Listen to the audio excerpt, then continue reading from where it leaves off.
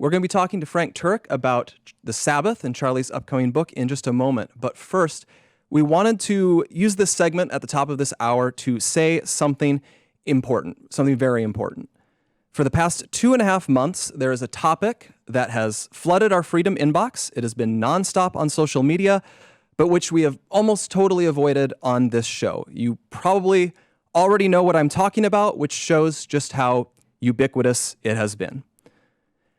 Ever since Charlie's murder, Candace Owens has leveled a flood of allegations against people at Turning Point USA, people at Turning Point Action, and people who work for this show. She has made them against some of Charlie's closest friends and against some of his most dedicated employees. She has suggested that Michael McCoy, Charlie's chief of staff, knew Charlie would be murdered, was happy that he died, and stayed silent because he was told he would be the next Charlie. She has suggested Michael is not his real name. It is. I have seen his birth certificate myself. She has called it suspicious that Mikey's wife, who works at Turning Point, helped plan the campus tour event where Charlie was murdered, which she didn't, by the way. She doesn't work on campus events. Candace has suggested the Utah Valley University event was unusual and its details suggested a, quote, inside job. She has claimed that foreign aircraft have followed Erika Kirk around the country and that Turning Point has lied about this happening. She has accused us of lying about Charlie wanting Erika to take over for him if he died. She has suggested Charlie's security team intentionally denied him first aid after the shooting to ensure that he died. She has raised suspicions about the head of our technical team because he took an SD card out of a camera. She has spread absurd claims that Tyler Boyer, who we just had on the show, sexually abuses male interns. She has suggested that TPUSA faith-affiliated pastors, like theologian Frank Turek, who we'll have on in a moment, and Pastor Rob McCoy, are part of a military, quote, infiltration of Turning Point, either because they are veterans or because they have family members who are. Even if not everyone has been named specifically, though, Candace has effectively tarred everyone here with complicity in Charlie's death by repeatedly saying he was, quote, betrayed by, quote, everyone. She has said Charlie's murder, quote, had to be approved by Charlie's friends, and then suggested those friends might have her murdered too for, quote, knowing the truth. She has made claims of financial impropriety and fraud at Turning Point, adding up into the millions of dollars, which, again, is not true. Charlie made sure the organization was audited by a third party every year. He personally reviewed and he signed off on every expense report, and literally every single bill paid by the organization down to a single United States dollar. We have never missed a 990 deadline. Candace has made other stranger allegations involving French paratroopers in maroon shirts, Egyptian Air Force planes flying out of Provo, Utah, and potential underground assassins traveling through unseen tunnels. At one point in early November, she started wildly throwing suspicion on members of Utah Valley's soccer team for wearing hoodies. I could go on. There is always something new coming up, and none of it ever pans out because, from the start, there has been nothing there. The attacks and allegations from Candace are either lies or they are innuendos thrown around with a total, reckless disregard for the truth, so that Candace can manipulate and string along an audience of people who don't realize they are being played. Instead of being able to grieve properly after one of the most heinous murders in American history, a murder many of us had to witness, my friends have had to endure harassment from people who have gotten whipped up by what Candace is saying. In fact, I would say we have suffered more harassment from these people than we have from Antifa supporters who overtly celebrate Charlie's murder. And just like a lot of those Antifa members, many of these people take this delight in how gross and unpleasant they can be. What our friends have had to endure is not funny, and it's not insignificant. It is evil. I have seen it. For months, we have received hundreds, thousands, I suspect, emails and calls asking us to respond. People have wanted us to invite Candace on the show, but for a long time, our approach was to say nothing. We did that for several reasons. First, we thought that her prevarications were so absurd that nobody would believe them. We shouldn't have to answer questions about secret tunnels or Egyptian Air Force planes. That sort of thing is just, it's beneath contempt to respond to. The second reason we've said so little, though, is because there's a good rule of thumb, which Charlie followed. Do not feed the trolls. Focus on the mission. Reviving America, uplifting young people, making heaven crowded. Don't give air to people who want to tear you down and sow discord.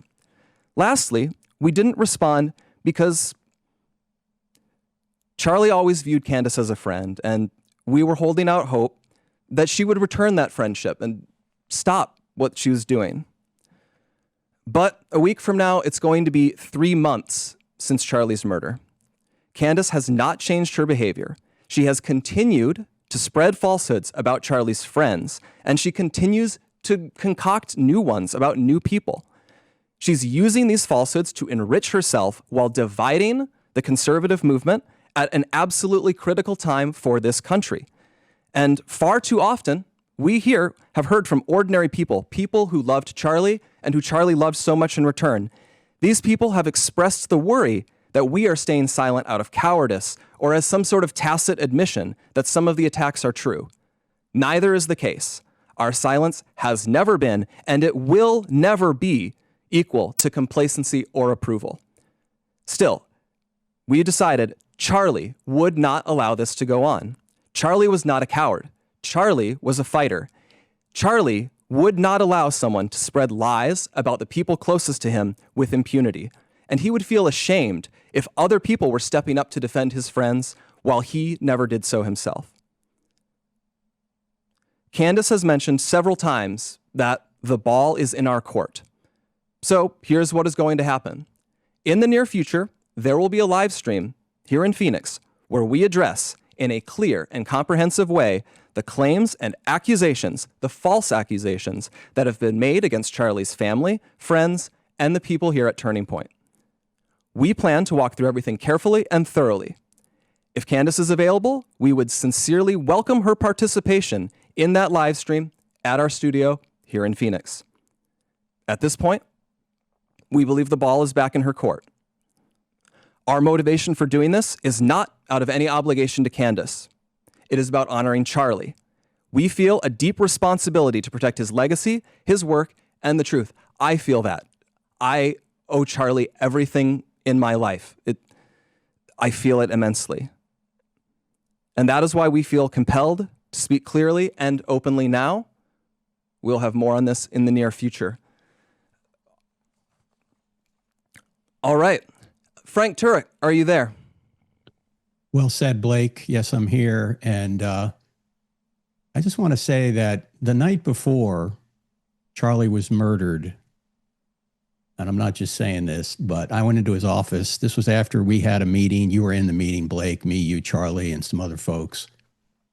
And he was going to dinner, and he said, "Hey, you're going to dinner with Blake and Danny."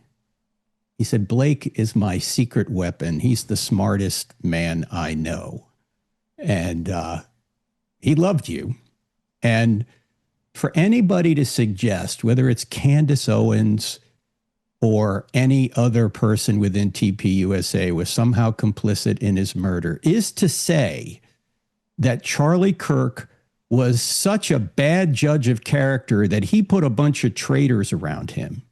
If there's anything I knew about Charlie Kirk, is he knew how to spot talent and integrity and people that wanted to make a difference for the Lord and the country. Charlie was brilliant at that.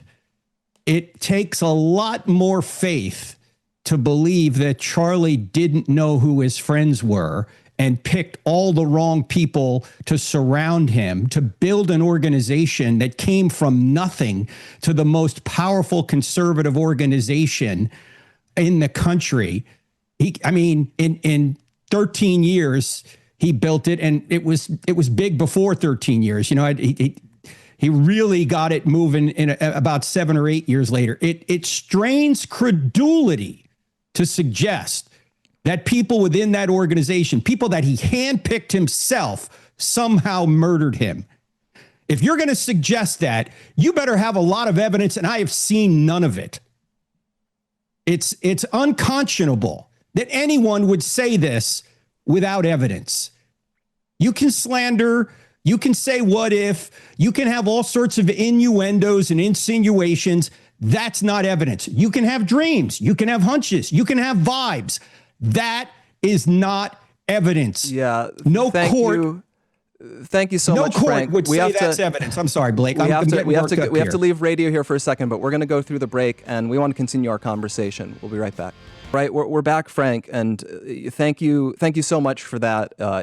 It means a great deal. Charlie meant so much to all of us, and that's made so much of what we hear so painful, so raw. It remains raw and painful. It's Andrew's talked about on this show. You know, he thinks about Charlie every day when he gets up, and he thinks about him every night when he goes to bed, and he looms large in all of our heads and all of our hearts, and I suspect he will for the rest of our lives. And I wanted to take a chance to talk about this. So, you know, Charlie did get the chance to finish Stop in the Name of God just before the tragedy. We're extremely happy that he did that, and it's out next, I believe on the 9th, next Tuesday. Every book comes out on a Tuesday for some reason, and I know you were one of the pastors he was closest to. There you do. You got your advanced copy.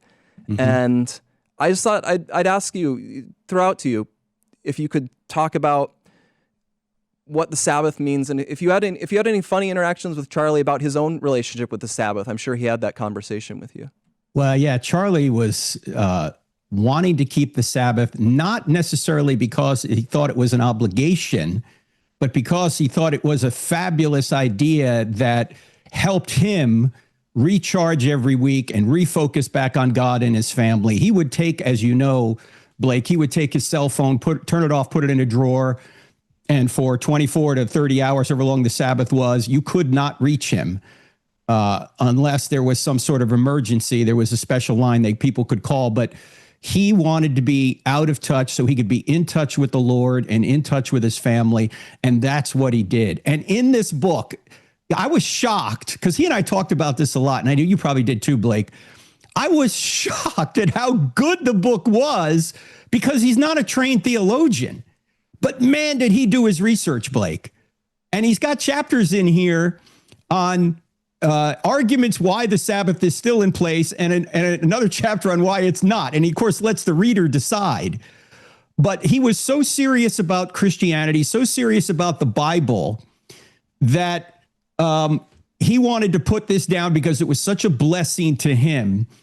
And if we're going to be serious about being Christians, then we ought to follow the Bible too. And unfortunately, I don't see people following the Bible and following the admonition to ensure that you don't accuse people without evidence in this whole debate we're having over who really killed Charlie. It's a shame. If people took the Bible as seriously as Charlie did, we wouldn't have what's going on with all this speculation now. Amen. Amen. I think there's people have been posting the different warnings. I think it was the book of Proverbs that we had going yesterday about, I don't have it right in front of me, but lies. You have to reject the way of lies. Lies. Yeah. Proverbs 6:16 says God hates one who sows discord among the brothers. And it also talks about a lying tongue and false witness. And there's a lot of discord out there, and we don't need discord. We need people to ask good questions, but not imply people are guilty when you don't have evidence. There's such a thing as a complex question, as you well know, Blake, because you're well schooled in logic. The complex question would be like me asking a married man, when did you stop beating your wife? Yeah, there's this baked in assumption to it. And that's right. It's a baked in assumption. And that's what I see in so much of what's going on with online conspiracy theories. There's a baked in assumption. And with regard to people convicting innocent people in the court of public opinion without evidence, it's very similar to what happened to Jesus. Mm-hmm. Because Caiaphas, the high priest, had the verdict in his mind. We have to welcome radio back here. We'll continue the Caiaphas story. Lying lips are an abomination to the Lord, but those who act faithfully are his delight. Proverbs 12. We'll be right back with radio. Welcome back to the Charlie Kirk Show. We were talking about Charlie's book, Stop in the Name of God.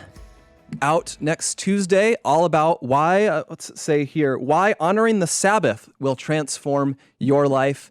I was only a secondhand witness to that. Charlie had only just recently, I believe, begun his weekly Sabbath Shabbat ritual around when I joined, but I heard it overflow from everyone. They would talk about how different Charlie was, how marriage, how becoming a father, how it had softened his edges. It had made him a more whole and complete person. And I had the blessing to come into the aftermath of that, where I would tell my friends, I would tell these people, I'm like, yeah, this Charlie guy, it's incredible how impressive he is, how much he's able to achieve. And we're here with Frank Turek, of course.